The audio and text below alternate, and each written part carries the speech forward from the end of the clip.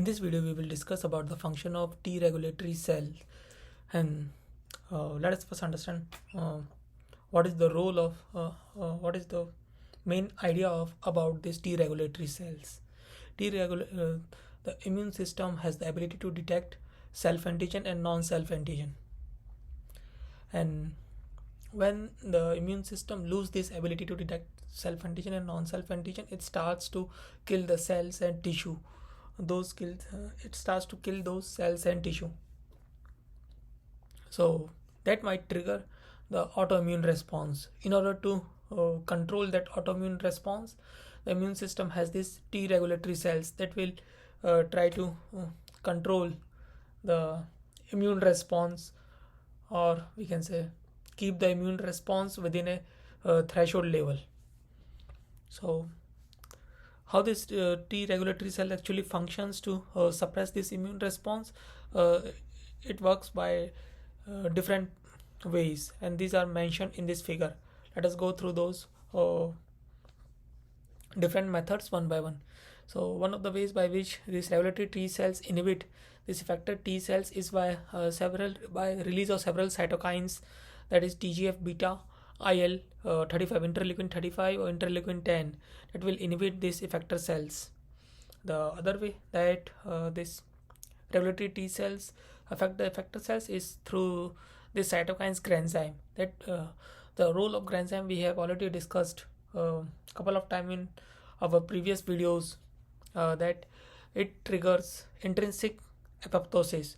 So what happens? This granzyme will transfect within the cells, and it will go into the nucleus and will upregulate the genes that are responsible for apoptosis, thereby trigger the apoptosis of these effector cells.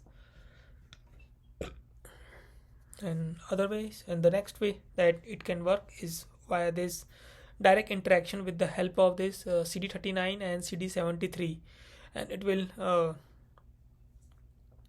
lead to this adenosine. It will lead to this adenosine to this effector T cells, and that might trigger the immunosuppression of the immune system, or we can say that this will deactivate or reduce the activity of this effector T cells through this CD39 and CD73 interactions. The next way this T regulatory cells work is via this CTLA4. This is also known as inhibition receptor, which are present on the effector T cells, and this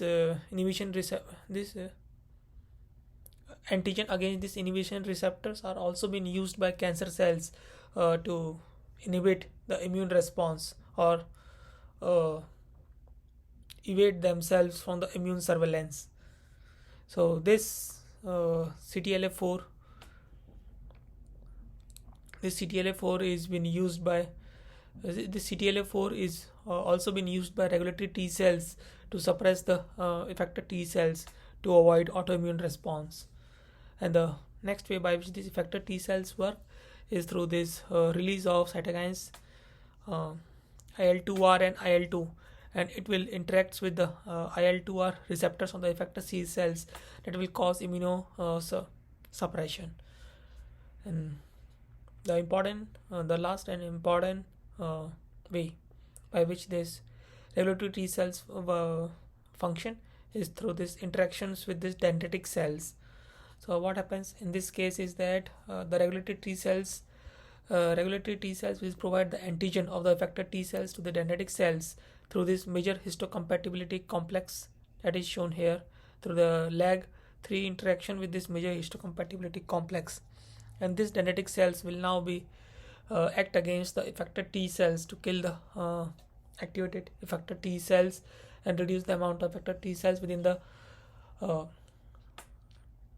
the patients, so that the autoimmune response get reduced, or this immune response of the host remains within a threshold level where there is no autoimmune response been observed within the patient's body.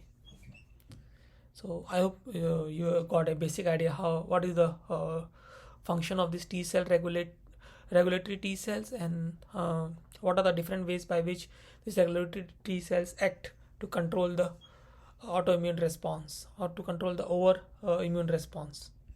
If you need to understand more about this regulatory T cells, you can go through the reference that has been provided in the description. That's all for this video. Thank you for your time.